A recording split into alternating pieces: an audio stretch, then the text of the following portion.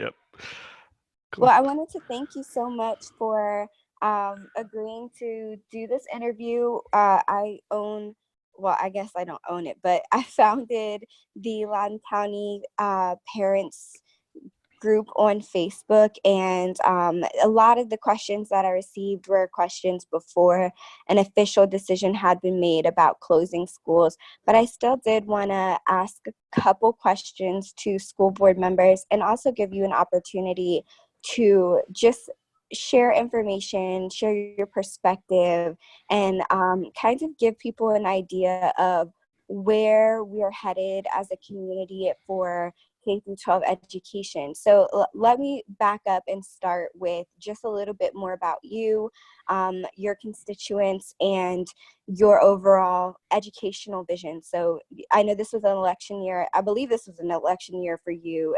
Is this your first year as a school board member? Yep, this is my first year as a school board member. So we took office in January and then pretty immediately got thrust into a global pandemic. So it's not what any of us were thinking we were going to be doing on the school board, but it's just one more challenge in trying to get up to speed. Yeah, no, and I'm sure it's probably the biggest learning curve you could ever undergo. So, I mean, I think you guys have done a wonderful job.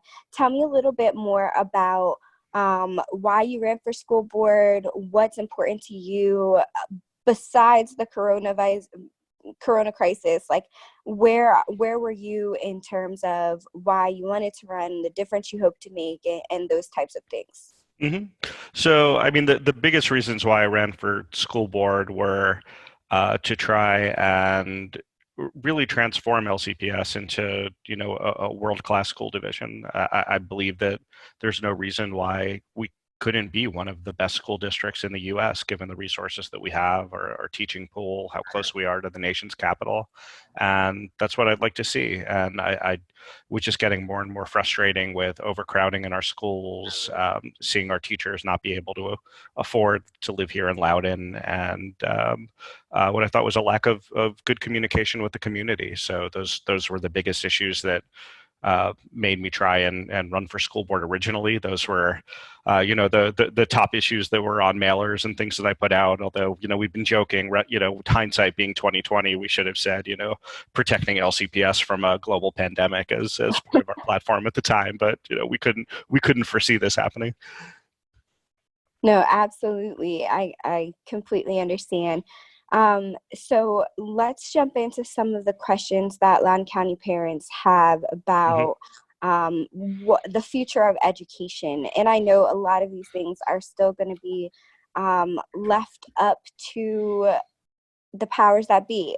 But I do want to ask from what you know now, hmm what the thought process is, what the possible options are, things like that. So I'm going to start with an easy one, which I think I already know the answer to, but just in case, a parent had asked, when will we be getting Chromebooks?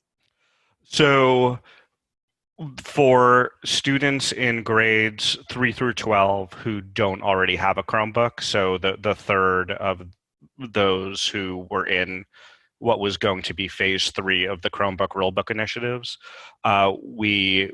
when we had our meeting earlier in March, when we saw this coming, the Superintendent Williams asked us to accelerate the purchase of 15,000 Chromebooks in order to be able to roll them out to the last third of our students, so that it would assist in distance learning should the need require. Because this was, if you remember, this was right before the decision was made to close schools.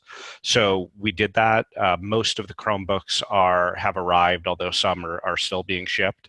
And earlier this week, we started the process of distributing those to parents and their students. So some already have them, and the rest will be distributed up through, I believe, early next week is when all of them will be distributed. Awesome. How does that process work? And can you tell me a little bit about your experience with pushing that initiative forward? Why it was important to you? Why you think it's beneficial to our kids? How will the Chromebooks be used? I don't know if you know those more granular details, but Mhm. why is this important, and how can it impact our education for our kids? So the aside from what's going on now, the main point of the one-to-one initiative to make sure all students have their own Chromebook as part of the one-to-one program is really to equalize things and to make sure that all of our students, regardless of what they have at home or their background or the means of their parents, have access to an educational device that can be used to access the curriculum and access assignments. And especially, or because of what happened with thinking that schools might shut down and students would be unable to physically go to school, the superintendent thought and the school board agreed that it was imperative that we accelerate that so that all students could have access to instruction that's being given remotely or given through Google Classroom or other online means.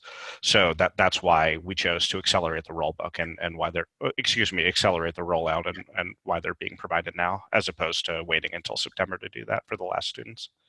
That makes complete sense. Can you speak to why, or what was the thought process behind the choice to close schools? I personally don't know whose choice it is, besides the governor's. I know a lot of folks were, wondering why. Did you have a chance to give input? Do you know the line of thinking that our government was undergoing to make that decision? Mm-hmm. So the LCPS closed 2 days before the order from Governor Northam came to close all schools in Virginia for 2 weeks.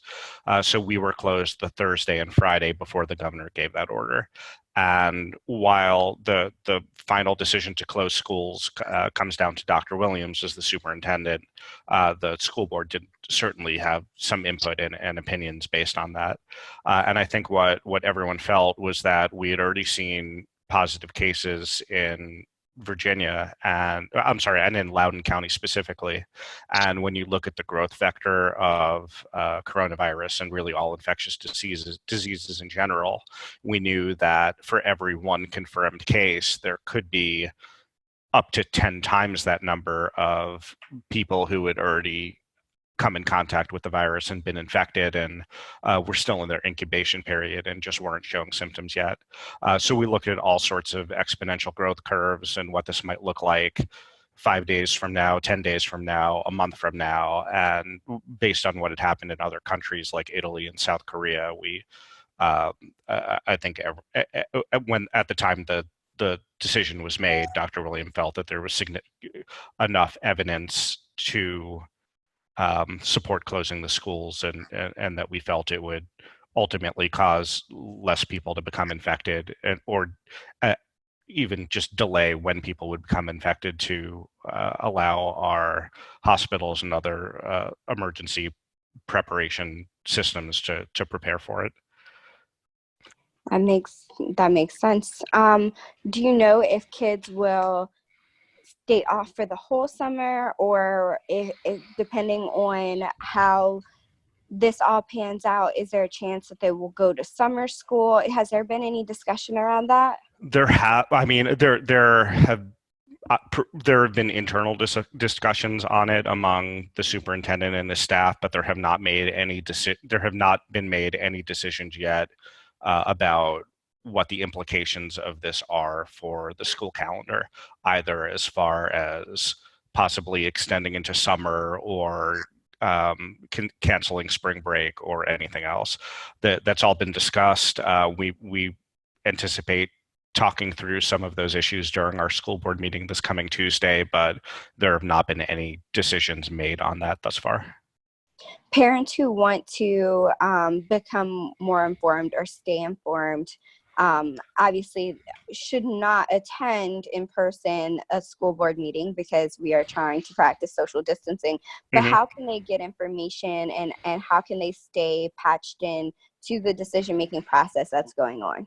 Sure. So the most recent information that's being put out by LCPS can always be found on LCPS's webpage at lcps.org. If you go there, we made sure that there's a prominent button right on the homepage for LCPS COVID-19 preparedness, and if you click on that link, you'll have all of the most up to date information, which understandably is not as much as what some parents have been hoping to get as far as clarity, but whatever information has been published is always available there. And then as far as keeping in touch with school board meetings, we're anticipating, based on guidance from the state attorney general and our board of supervisors and a resolution we passed during our last meeting, that at least for the immediate future, the school board will be meeting virtually rather than in person in order to practice safe social distancing and try to keep ourselves safe. But that being said, the meetings will be open to the public in the sense that uh, they'll be viewable in some format by the public while the meetings are going on. Staff is still figuring out the details on that. They'll do so sooner rather than later, given the fact that our next meeting is this coming Tuesday, and we expect that to be conducted virtually. Awesome. Let's backtrack just a little bit. And can you explain the roles and responsibilities of the superintendent versus the school board, how you all interact, and how the decision making process happens? Sure. So the superintendent is the chief administration officer for the school district. So the school board makes policies. We say, what the school division should and shouldn't do. So I guess the example I would give is, in the beginning of the school year, the school board sets the calendar. When is winter break, when is spring break, when's the summer, etc. But then once you get into administration, it's the superintendent's job to execute that, including if there has to be a snow day or a school has to shut down for any other reason, the superintendent is the one who ultimately makes that call. So the school board sets policy. They uh, prepare the final budget and send that up to the board of supervisors. But the superintendent is an employee of the school board, and he and his staff are responsible for executing the policies and budget of the school board. Okay, awesome. I just want to clarify for anyone who's listening and asking, well, who gets to decide what? I want to make sure that we Mhm. have some information for those folks.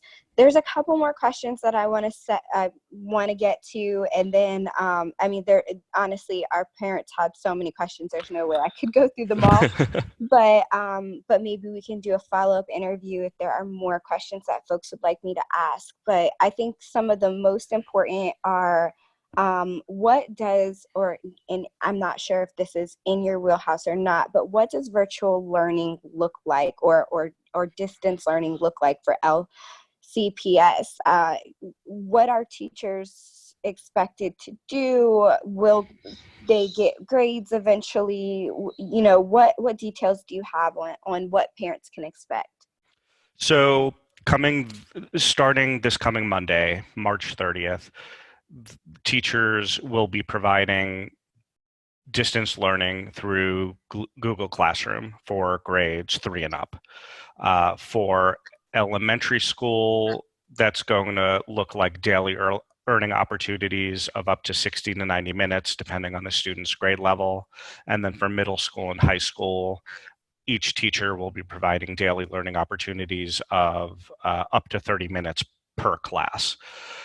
So that will be on distance on Google Classroom, which students will access through either Chromebooks or other computers that they have in the house, and will be conducted through that.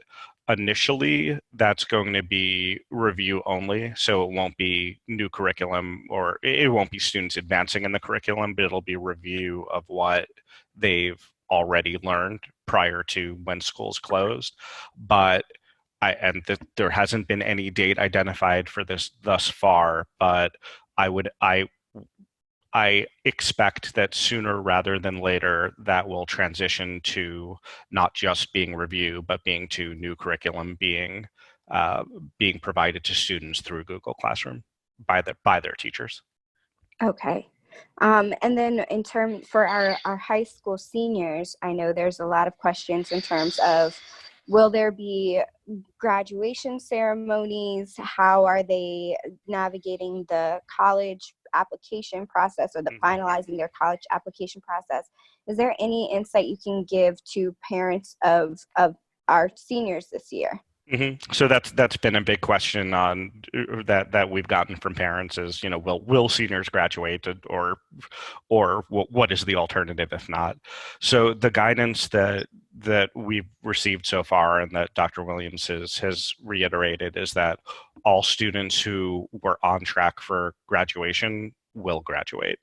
And similarly for lower grade levels, we're certainly not going to be holding entire classes back of, if you were in ninth grade this year, we're not going to hold all ninth graders and not let them advance to 10th grade. It'll be similar where if they were on track for advancing to the next year, you can expect that they will advance to the next year. I can't provide any specifics beyond that, such as I know a big question is what's going on with third quarter grades. Why is the quarter still open? The school district is still in the process of determining exactly the best way to work that out. Initially, they were waiting until we knew whether schools were going to reopen so that we knew whether students would be going to come back and have an opportunity to retake tests and things like that in person. And now that we know that that's not happening, the Dr. Williams and his staff is putting together plans for exactly what that means as far as closing out third quarter and moving forward with grading new material going forward. Great. Those are all the questions I think are most important to touch on. Is there anything that you think I should have asked or anything that you want to add that you would like parents to know?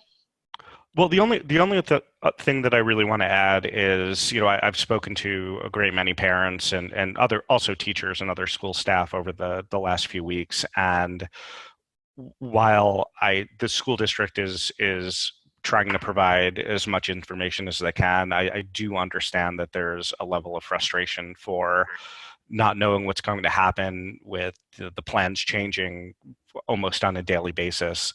And I appreciate that concern. We're aware of it. Staff is aware of it, both through us and directly from feedback they've been giving, and that we are trying to push out as much information as we can in a timely basis. So I just wanted to reiterate that we are trying to meet that goal, but we do understand the frustration that's out there.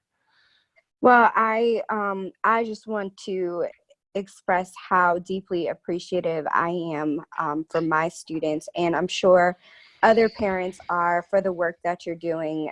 There's no blueprint for this. There's no handbook for this. This is a once in a lifetime for sure type of event.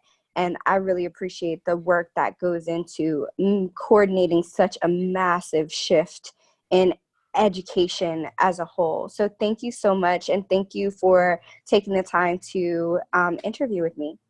My pleasure. Thanks you so much for setting this up today. I really appreciate it.